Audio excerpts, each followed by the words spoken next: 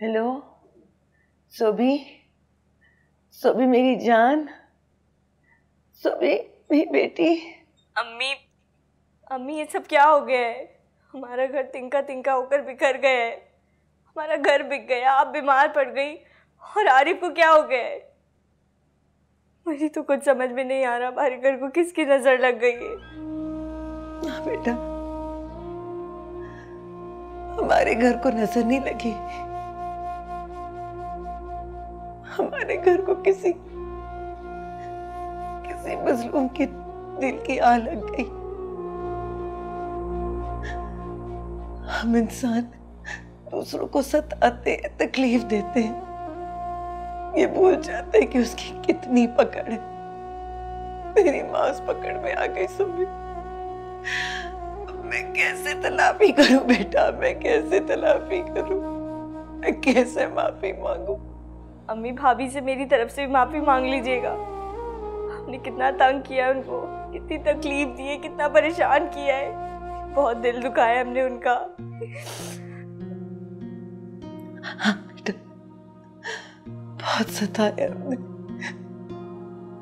सुबी, तब मेरी एक बात ध्यान से सुनना, मेरी वसीयत समझना इस बात को, कभी किसी का दिल ना दुखा, किसी को तकलीफ ना देना सुबी। अपने हर रिश्ते को प्यार से निभाना बेटा। तुझसे जुड़े सब इंसान, सारे रिश्ते तेरे लिए दुआएं करें, तुझे दिल से चाहे, उनके साथ मोहब्बत के साथ रहना मेरी बच्ची। इंसान इसीलिए पैदा हुआ है, मोहब्बत करने के लिए। अपनी माँ की ये बात याद रखना सोबी, किसी की हाय ना लेना, किसी की हाय ना। जी अम्मी।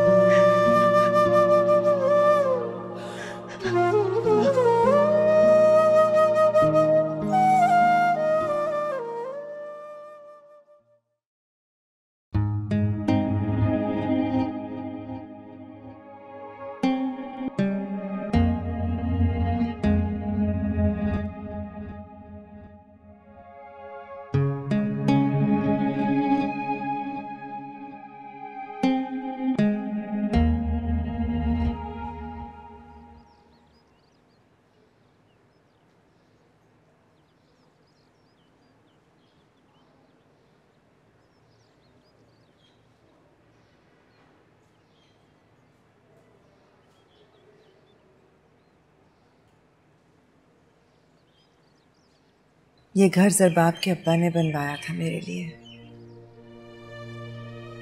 बहुत मोहब्बत करते थे मुझसे। मैं जानती हूँ एक औरत के लिए उसका घर छोड़ना इतना आसान नहीं होता।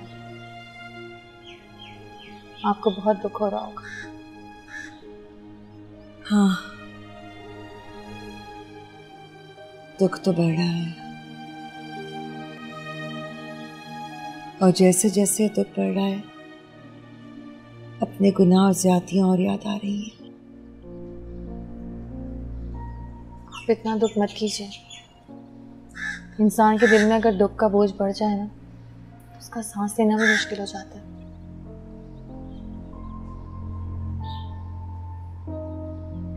सांस लेना ही तो मुश्किल हो रहा है।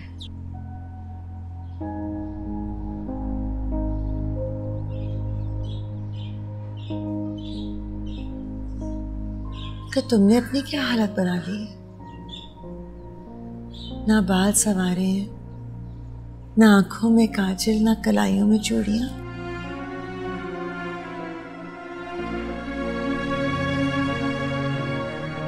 तुम जब नई नई ब्याह कर आई थी ना इस घर में,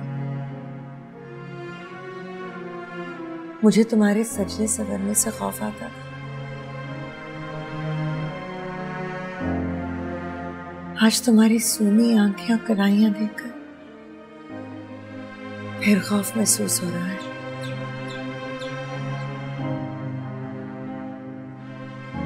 उस वक्त मैं डरती थी कि सरबाब तुम्हारा ना बन जाए। आज डर लग रहा है कि अगर वो तुम्हारा ना रहा तो क्या होगा।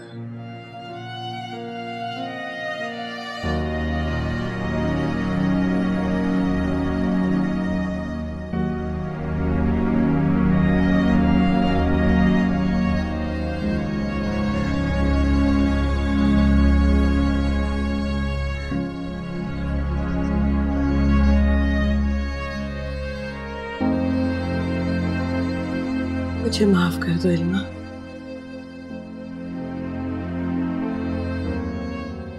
मैंने तुम्हारी जिंदगी की सब खुशियां तुमसे दूर कर दी।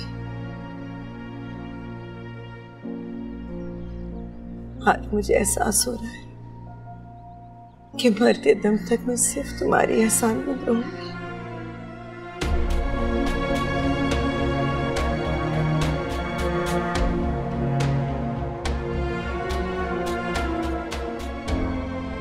आपकी मेडिसिन का वक्त हो रहा है, मैं लेकर आती हूँ।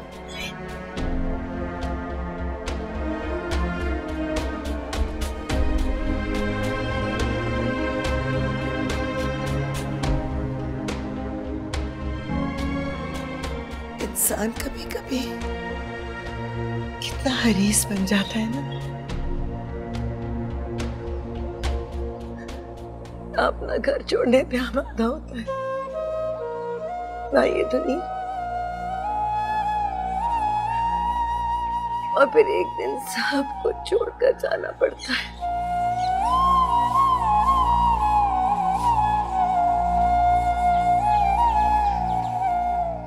अभी प्लीज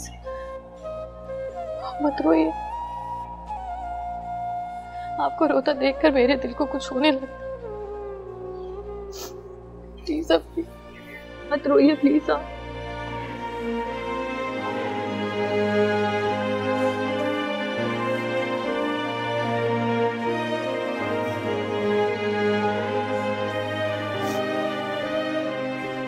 मैं आपकी मेडिसिन लेकर आती हूँ।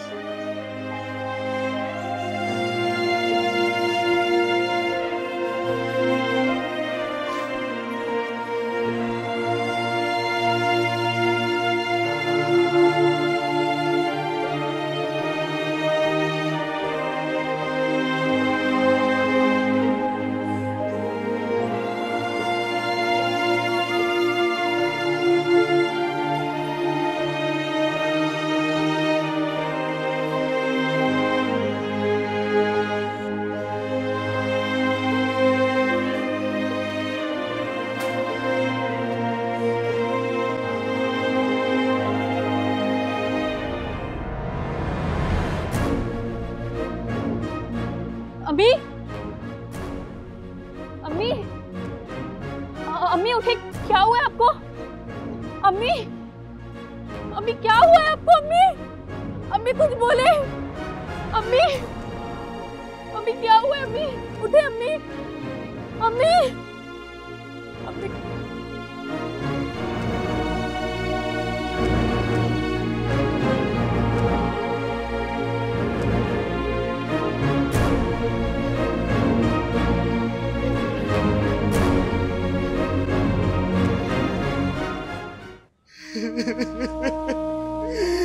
मेरी माँ,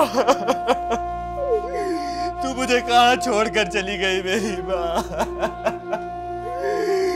अब मैं तुझे कहाँ ढूंढूंगा? कहाँ ढूंढूंगा मैं तुझे? कहाँ से लाऊंगा मैं तेरे आंचल की खुशबू, तेरा प्यार मेरी माँ? अभी तो तेरे बेटे ने तेरी बहुत खिदमत करनी थी, बहुत खिदमत करनी थी माँ। रानिया, रानिया मुझे तसल्ली दो, हौसला दो मुझे, वरना मेरा सीना गम से फट जाएगा। अरे कोई तो मुझसे हमदर्दी के दो बोल बोले। मेरी माँ, तू मुझे छोड़कर कहाँ चली गई माँ?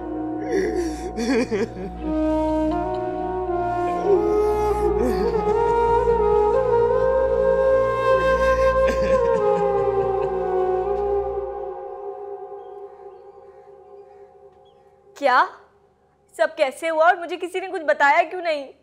मैं अपनी माँ का चेहरा भी नहीं देख सकी। सब्र करो सोफिया, बस दुआ करो अल्लाह ताला उन्हें बख्श दे। देखना ना देखना तो कोई मायने नहीं रखता, बस हम सबको यही दुआ करनी चाहिए कि वो जहाँ रहें अल्लाह ताला उन्हें खुश और मुतमईन रखे। अम्मी जी आपको मरते दम तक दुआएं देती रही। मेरी जब जब उनसे बात होती थी वो एक ही बात कहती थी कि इल्मा मेरा बहुत ख्याल रखती है, वो मेरी बेटियों की तरह खिदमत करती है। उनको इस बात का अफसोस था कि वो आपको मकाम नहीं दे सकी जिसकी आप हकदार थी। वो सब तो पुरानी बातें थी, उन्हें जाने दो।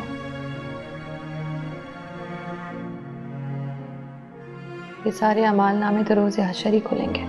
भाभी आरिफ और उसकी बीवी ने मुझसे फोन करके ताज़ियत तक करने की जरूरत महसूस नहीं की। वो खुद बहुत गम में है, इंसान को तकलीफ और दुख में कुछ याद ही कहाँ रहता है।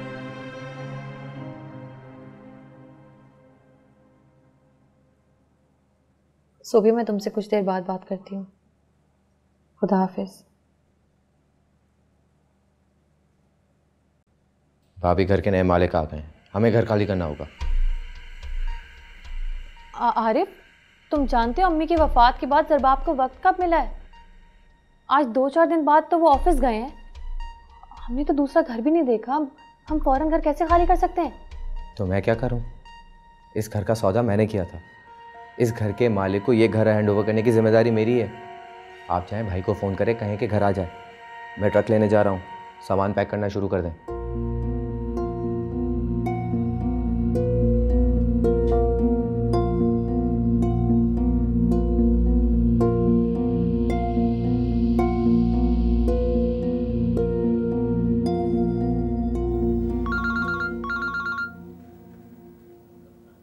हेलो ज़रबाब आप फौरन घर आ जाइए, मसला हो गया है।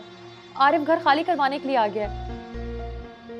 आरिफ का दिमाग तो खराब नहीं हो गया? पता नहीं ज़रबाब, मुझे तो कुछ समझ नहीं आ रहा। हम लोग कहाँ जाएंगे? प्लीज़ आप जल्दी आइए। वो तो ट्रक लेने गया है, कहते हैं कि सामान पैक करें। अच्छा ठीक है, तुम फिक्र नहीं करो, मैं आ रहा हूँ। जल्दी आइए।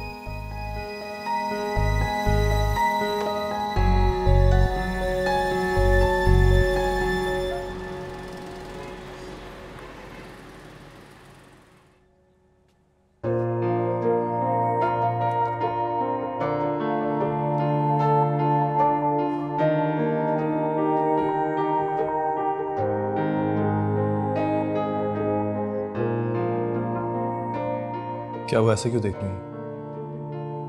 मैं देख रही हूँ कि आप वाकई मेरे सामने हैं या ये मेरी नज़र का धोखा है। ऐसा तो किसी अपने के लिए महसूस किया जाता है। मुझे खुशी है कि आपने मुझे अपनों की फहरिस्त में तो शामिल किया। एक्चुअली मैं आपसे एक बहुत ज़रूरी बात करने आया था, लेकिन वो बात ज़रबाब साहब की मौजूदगी में नहीं हो सकती। ऐसी कौन सी बात है जो आप ज़रबाब की गैर मौजूदगी में करना चाहते हैं? खैर वो छोड़िए, आप ये बताइए कि बाहर ट्रक क्यों खड़ा है? सब खैरियत तो है? कुछ भी ठीक नहीं है। मैंने ज़रबाब को भी फ़ोन कर दिया, वो बस आते ही होंगे। वो आरिफ ने हमारी गैर मौजूदगी में घर का सौदा कर दिया है। वो मालिक मकान भी उसके साथ है, हमें आज ही घर खाली करना है। मुझे तो कुछ समझ नहीं आ रहा क्या होगा। हमारे पास तो रहने का कोई ठिकाना भी नहीं है। मैं सोच भी नहीं सकता था कि कोई शख्स इतना सतही, खुदगर्ज और कमीना भी हो सकता है। ए मिस्टर, जबान संभाल कर। आपका दिया मैं नहीं, कोई और खाता है। मैं ये फजूल बकवास नहीं सुनूंगा। कोई किसी इंसान का दिया नहीं खाता आरिफ, सब अल्लाह का दिया खाते हैं। अगर इंसान के जिम्मे रिस्क की तकसीम आ जाए तो सारी दुनिया भूखी मर जाए। ये इंसान ही होता है जो खुदगर्ज और मतलब परस्त होता है। और कुछ लोग तो मतलब परस्ती और खुदगर्जी में सबको पीछे छोड़ देते हैं, जैसे तुम हो। ए मिस्टर, बहुत हो गई बस। हाथ नीचे करके बात करो, हद होती है बेशर्मी की भी। अरे इतनी तो शर्म करो कि तुम्हारी मरहुमा माँ का कफन अभी मैला भी नहीं हुआ और तुम अपने भाई और भाभी को उनके घर से निकालने की बात कर रहे हो। ये हमारे घर का मामला है, तुम कौन होते हो बीच में आने वाले? मैं यहाँ तयशुदा सौदे के मुताबिक आया हूँ। शर्म तो तुम्हें आनी चाहिए। मेरे भाई की गैर मौजूदगी में आकर मेरी भाभी के साथ बेहुदा बातें करते हो। ये चक्कर बहुत अरसे से देखता आ रहा हूं मैं, आशिकी माशुकी का। बात बंद करो।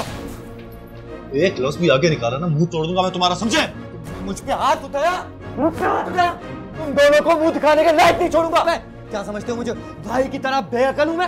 हाँ, इतना बेगैरत नहीं हूं मैं। सब कुछ देखते हुए आंखों में पट्टी बांध दूंगा। अरे मैं तो दुनिया को चीख चीख के बताऊंगा कि क्या चल रहा है पर्दे के पीछे। बंद करो अपनी बकवास, नहीं तो तुम्हारा मुंह हमेशा के लिए बंद कर दूंगा, समझे तुम? अरे छोड़ो भाई, छोड़। बाप देखिए ना, आरिफ को क्या हो गया? पागल हो गया ये। मैं पागल नहीं हुआ हूँ।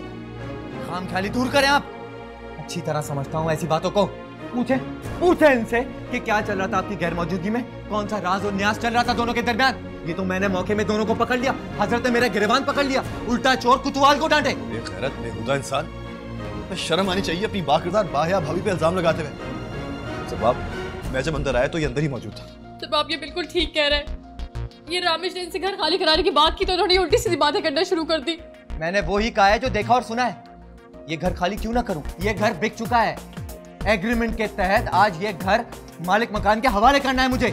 अगर आप लोगों ने कोई बंदोबस्त नहीं किया तो उसमें मेरा क्या कसूर? अच्छा ठीक है, ये हमारे घर का मामला है, इसको कैसे डील करना हम जानते हैं। तुम्हें ये उल्टी सीधी बातें करने की कोई जरूरत नहीं है। ठीक है, आप जाने और आपका काम जाने, लेकिन हाँ, आपको अपने सगे भाई पर एतबार नहीं है ना? कल अपना सर पकड़कर खुद रोइएगा। मेरा क्या जाता है? बकवास बंद करो अपनी और दबाओ जाओ यहाँ से। जाता हूँ। घंटे भर में घर खाली कर देना, वरना सामान उठा के बाहर फेंकवा दूंगा।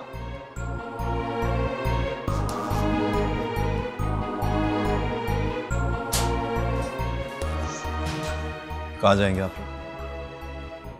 कोई प्लानिंग, कुछ सोचा है? फिलहाल तो कोई इंतजाम नहीं। आप फिक्र ना करें, अपना सामान लोड करवाएं, मुझे पता है आपने कहाँ जाना है।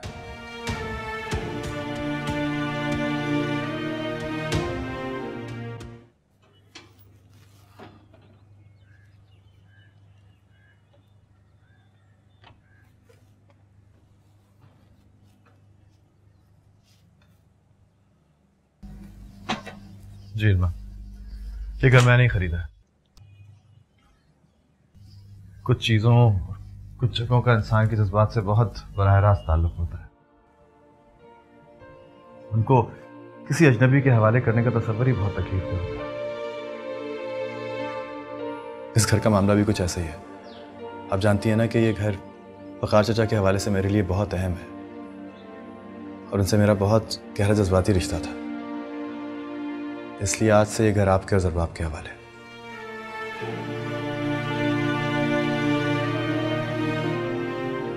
नहीं, ये घर आपकी मिल्कियत है, इस पर मेरा या ज़रबाब का कोई हक नहीं है। ये आपने कैसे सोच लिया कि इस पर आपका कोई हक नहीं है? घर अपने मकीनों से और रहने वालों से पहचाना जाता है, जिनसे वो मोहब्बत करता है। आपके पीछे मैं कई बार इस घर में आया, लेकिन यहाँ मुझे सिर्फ सन्नाटा और खामोशी महसूस हुई। आज आप लोग आए हैं तो इसके दरो दीवार फिर से मुस्कुरा रहा है।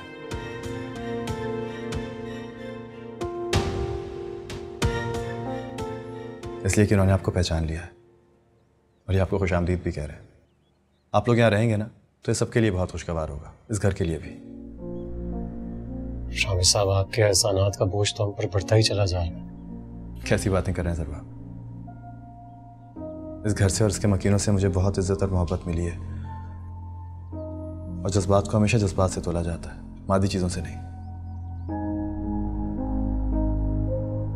खैर, आप सारी पिछली बातें भूल के आने वाले दिनों को खुशामदीद कीजिए, अपने घर को सेट करें और एक दूसरे की कंपनी एंजॉय करें। मैं चलता हूँ। ठीक है, थैंक यू।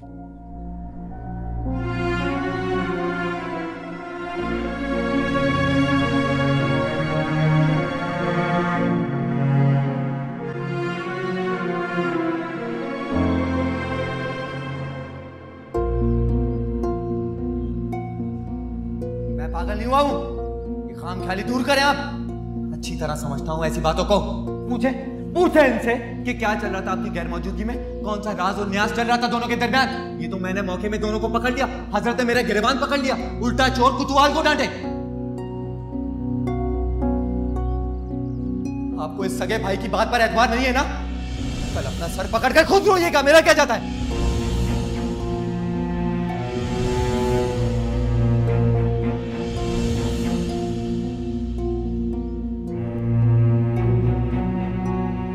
क्या सोच रहे हैं ज़रबाब?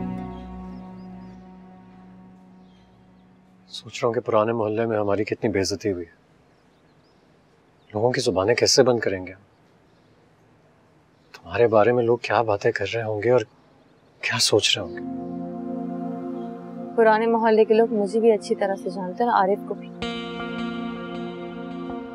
हम उनकी ज़बानें तो नहीं बंद कर सकते ना। और मुझे इस बात से फर्क नहीं पड़ता कि कोई मेरे बारे में क्या सोचता है।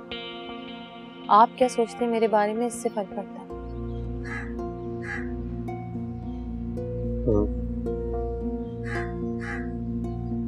आपने बताया नहीं आप क्या सोचते हैं मेरे बारे में। अरे छोड़ो ना इस बात, तुम जाओ जाकर देखो अफनान क्या कर रहा है।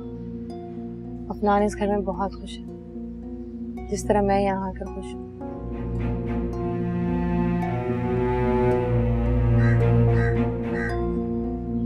देखती हूँ उसे।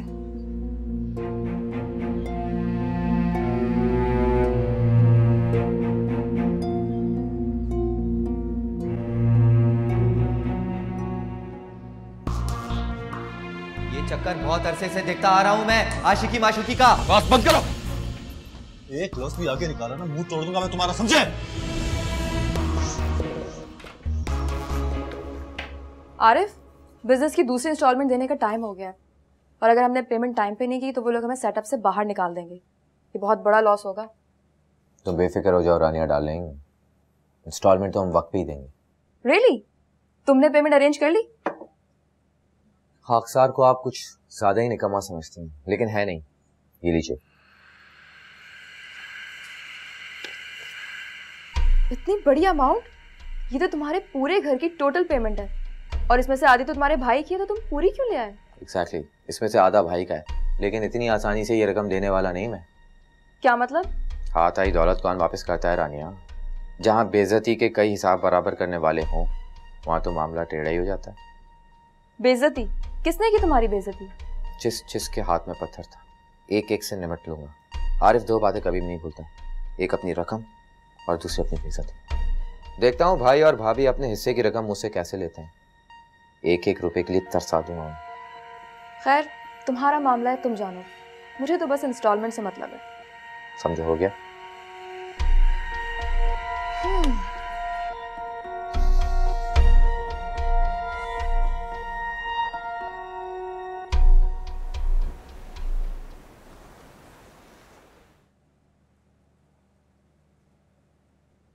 क्या सोच रहे हैं ज़रबाब? खाना खाइए। सोच रहा हूँ कि रामेश साहब ने अगर ये घर सेल आउट कर दिया था तो तुम तीनों बहनों को तुम लोगों का हिस्सा कैसे दे दिया, और अगर ये घर उन्होंने खुद खरीदा था तो हमें वापस क्यों कर दिया?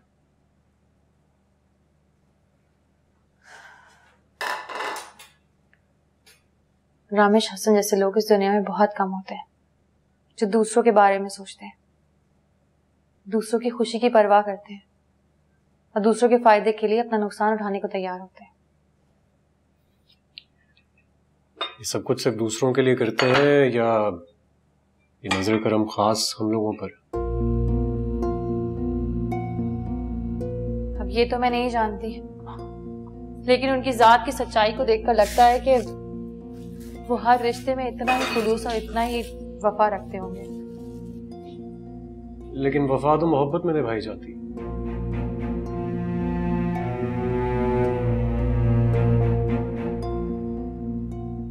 रिश्ते मोहब्बत से तो जुड़े होते हैं। रिश्ते, मोहब्बत, वफा सब एक दूसरे से अलग तो नहीं होता।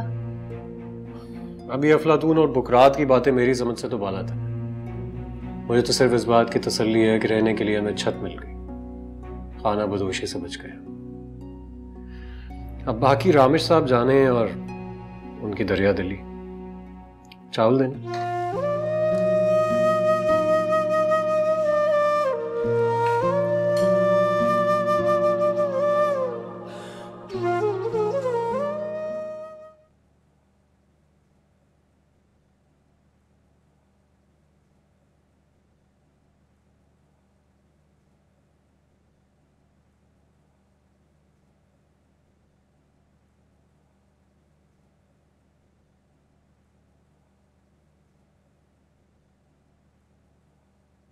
इल्मा बेटी,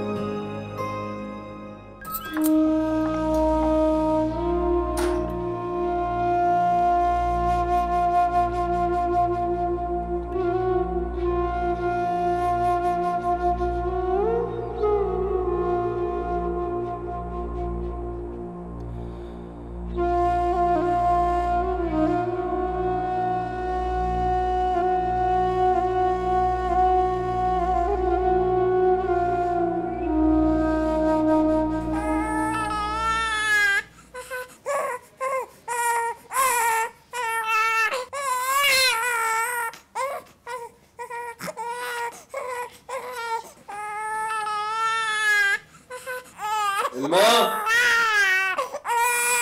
इल्मा।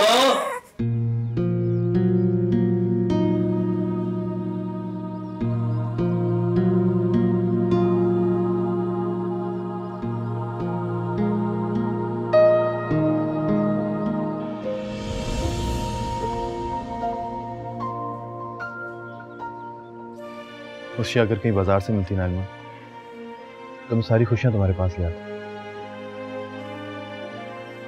अरे ऐसा क्यों होता? खुशियाँ मेरे हाथ में आते आते मुझसे बहुत दूर कहीं चली जाती हैं। अब के बार ऐसा नहीं होने दूंगा। मैं सारी खुशियों को कैद करके तुम्हारे आंचल में भर दूंगा। खुशियों को कैद नहीं किया जा सकता, जिस तरह इस वक्त को नहीं किया जा सकता, जिस तरह एक खूबसूरत सुबह को जंजीर नहीं पहनाई जा सकती। तो ठीक है इल्मा, उस खूबसूरत सुबह को जी भर के देख लेते हैं। उस मंजर का हिस्सा बन जाते हैं, इससे पहले कि सब कुछ तब्दील हो जाए। अब ऐसा नहीं हो सकता। आप और मैं अलग अलग मंजरों का हिस्सा हैं। दिल से है जुड़े ये दिल, अपने कहने को कोई रिश्ता है।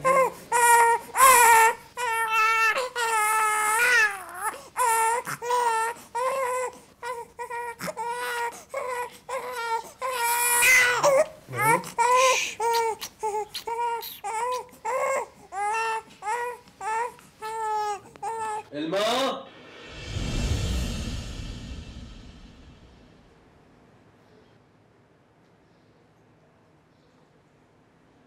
इल्मा, अफनान इतनी देर से रो रहा है और तुम यहाँ खड़ी हो। मैं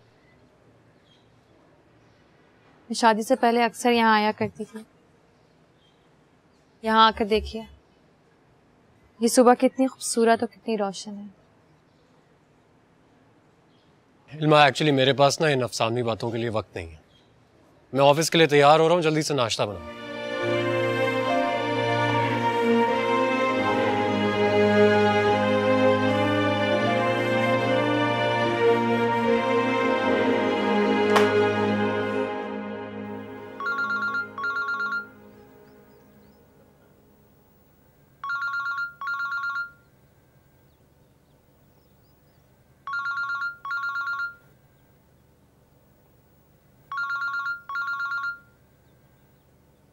हेलो। बेईमान, चुपचाप मोहल्ला छोड़कर चले गए, बताया तक नहीं। मोहब्बत करने वालों के ये अंदाज नहीं होते ज़रबा। तुम हमेशा मुझे दुख देकर जाते हो। ऐसी कोई बात नहीं है, तुम्हें गलतफहमी हो रही है। हालात ही कुछ ऐसे बन गए थे कि घर छोड़ना पड़ा। ये सब आरिफ की बदनीयती की कारस्तानियां हैं। मिलूंगा तो तफसील से बताऊंगा। और ये फिर कब आएगा ये भी बता दो। मिलते हैं वक्त निकाल के। मैं तुमसे मिलने के लिए बहुत बेचैन हूँ सरबा, और वैसे भी मुझे तुमसे एक जरूरी बात करनी है। खैरियत है क्या? सब कुछ फोन पे ही बता दूं? अच्छा, एक काम करते हैं, शाम में मिलते हैं उसी रेस्टोरेंट में।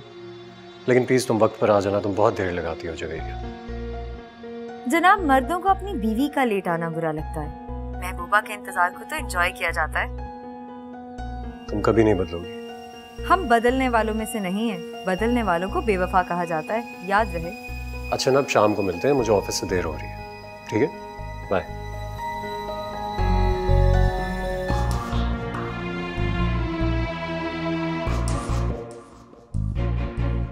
क्या हुआ, ऐसे क्यों देख रही हो मुझे?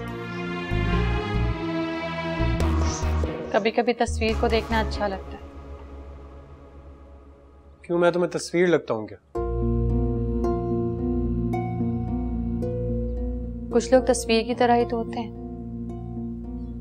रोज मिलते हैं, साथ रहते हैं, सारी उम्र साथ गुजारते हैं, मगर खुद को एक फ्रेम के अंदर कैद रखते हैं। तस्वीर और आंखों का मंजर एक हो ही नहीं पाता। कहना क्या चाह रही?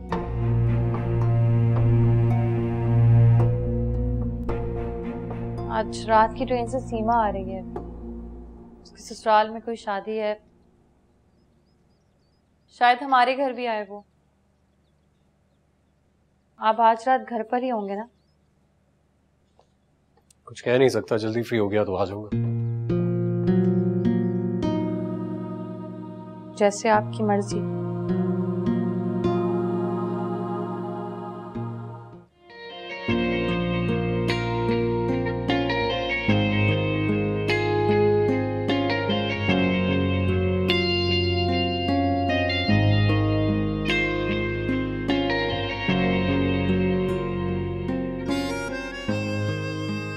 मैं आ गई रामेश।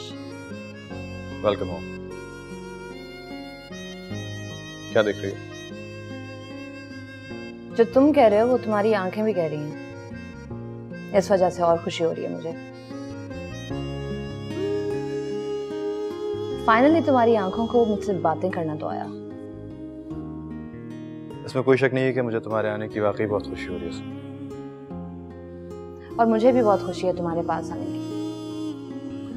अच्छा ये बताओ, मामा और बाबा से मिली? हाँ, उनके साथ ही तो बैठी हुई थी, लेकिन अब मैं चाह रही हूँ कि मैं तुम्हारे साथ टाइम स्पेंड करूँ। As you wish। तो चले? कहाँ? किसी ऐसी जगह जहाँ पर बैठ के ढेर सारी बातें करने में मजा आए। जो तुम्हारी खुशी। बार बार मेरी खुशी को प्रेफर करके मेरी आदतें खराब ना करो। कहीं ऐसा ना हो कि मैं कोई बहुत ही मुश्किल सी फरमाइश कर बैठूं। मसला?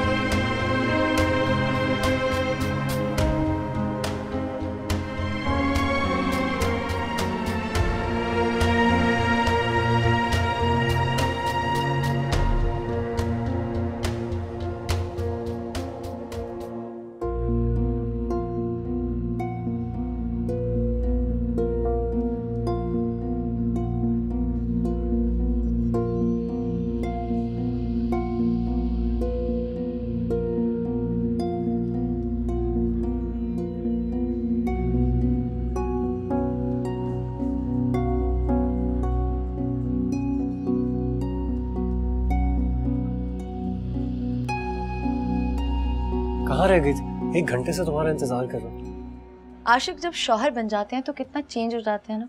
जब तुम्हारी शादी नहीं हुई थी तो तुम सिर्फ शिकायत करते थे, अब तुम शिकायत कम और खफा ज्यादा होते हो।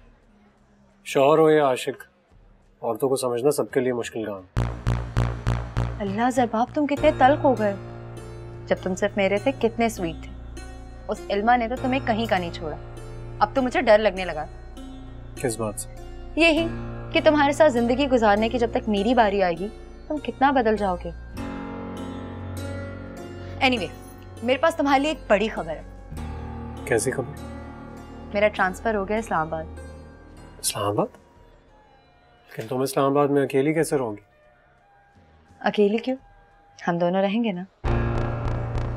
क्या मतलब? देखो ज़रबाब, कंपनी की तरफ से इस्लामाबाद ब्रांच में बहुत सी पोस्ट खाली हैं और एग्जीक्यूटिव पोस्ट तो बहुत जबरदस्त है। तो ये कि जल्दी से अप्लाई करो। मुझे पूरा यकीन है कि कंपनी तुम्हें अपॉइंट कर लेगी। कैसी बातें कर रही हो तुम? मैं यहाँ पर इल्मा और अफनान को अकेला छोड़कर तो नहीं जा सकता।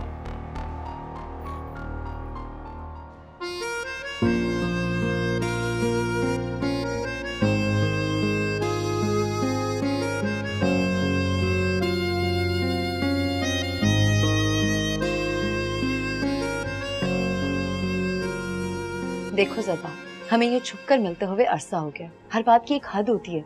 मेरा सारा सर्कल जानता है हमारा क्या ताल्लुक है, मेरे माँ बाप जानते हैं कि हम मिलते हैं। लोग बातें करते हैं, बातें मेरे घर तक पहुंचती हैं। तुम क्या समझते हो सब कुछ हमेशा ऐसे ही चलता रहेगा? तो तुम कहना क्या चाह रही हो? खुल के बात करो। मैं ये कहना चाहती हूँ कि हमारे रास्ते की सबसे बड़ी रुकावट तो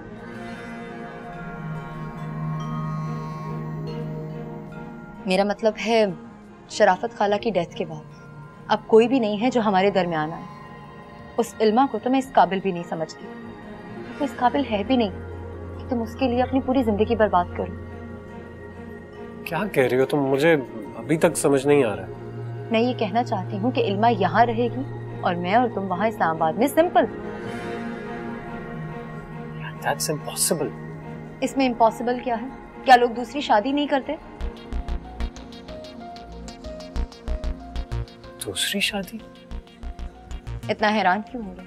मैंने कोई अनोखी बात तो नहीं कह दी। देखो ज़रबा, मैं तुम्हारे साथ टाइम पास नहीं कर रही हूँ और ना ही मुझे कोई शौक है बदनामियां मोल लेने का, वो भी एक शादीशुदा आदमी के पीछे।